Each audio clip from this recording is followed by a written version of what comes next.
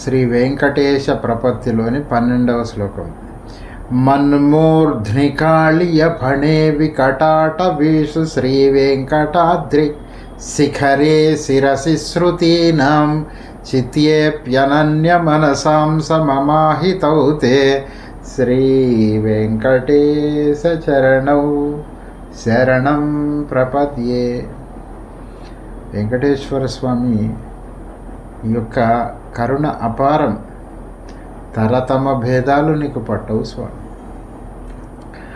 మన్మూర్ధ్ని కాళీయ పణే వికటాట వేషు. మన్మూర్ధ్ని అంటే నా యొక్క శిరస్సు మీద, కాళీయ పణే కాళీయుని యొక్క ఆ పడగల మీద, వికటాట వేషు అంటే చాలా ఘోరమైన అడవుల్లో, దండకారణ్యం లాంటి అడవులలో, అలాగే వెంకటాద్రి శిఖరే వెంకటాద్రి శిఖరముల మీద నీ యొక్క పాదాన్ని ఉంచావు.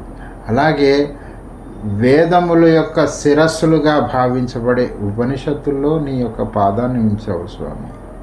అంతేకాదు అనన్య మనస్కులై తపస్సు చేసుకునే ఆ యోగీశ్వరుల యొక్క వారి హృదయాల్లో కూడా నువ్వు నీ యొక్క పాదాలని ఉంచావు స్వామి. ఎంత కరుణామయుడు. మన్మూర్ధ్ని కాళీయ పణే, నా శిరస్సు ఏమన్నా మామూలు శిరస్సు స్వామి. అపరాధ శతైర్భరితం, ఎన్ని అపరాధాలు చేశాను స్వామి. అలాగే అజ్ఞానిన మయా దోషాన్ అశేషాన్ విహితాన్ హరే, నేను చేయని పాపము పొరపాటు లేదు స్వామి. అశేషాన్, ఇంకా చేద్దామంటే కూడా కొత్త పాపాలు ఏమి లేవు స్వామి. అటువంటి వాడిని కూడా కరుణించి నీ యొక్క పాదము నా శిరస్సు మీద ఉంచావే అంటే నా మనస్సులో నువ్వు ఉండిపోయినావు స్వామి. అలాగే కాళీయుని పడగల మీద నీవు నృత్యం చేసావు. కాళీయుడు ఎటువంటి వాడు? పరమ దుష్ట స్వభావం కలవాడు, చాలా కోపిష్టి అయిన వాడు ఏం చేశాడు? ఆ ఉన్నటువంటి ఆ మడుగును విషకలుషితం చేసేసాడు. ఆ మడుగులోకి వచ్చి నీరు తాగిన జీవులే కాకుండా ఆ పైనుంచి వెళ్ళేటువంటి ఆ పక్షులు కూడా ఆ విష ప్రభావానికి కింద పడిపోయేటివి. చెట్లన్నీ ఎండిపోయినాయి వాడి యొక్క విష ప్రభావంతో. అటువంటి వాడి శిరస్సు మీద నీ పాదాలు ఉంచావే. వాడి యొక్క భార్యలు ఉన్నారు, శ్రద్ధ, భక్తి, వినయం, ఇటువంటి స్వభావాలు కలవాడు.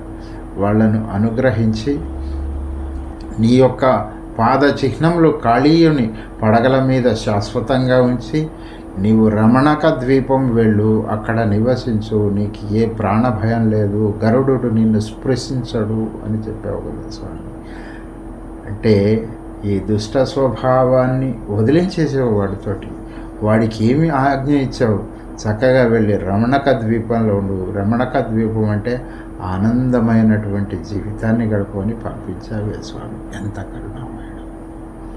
అలాగే ఘోరమైన అడవులు, దండకారణ్యంలో నువ్వు నడిచావు కదా స్వామి, పాదరక్షలు కూడా లేకుండా.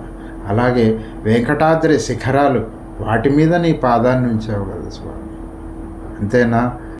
వేదముల శిరస్సులలో కూడా నీ పాదాలను ఉంచావు స్వామి.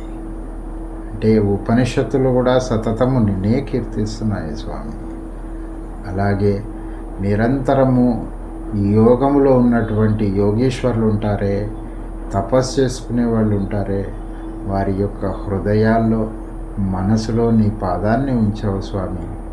నీవే నిండిపోయినావు. ఎంత కరుణామయుడవు స్వామి అని ప్రార్థిస్తున్నారు అన్నన్ స్వామివారు ఈ 12వ శ్లోకం వెంకటేశ ప్రపత్తిలో.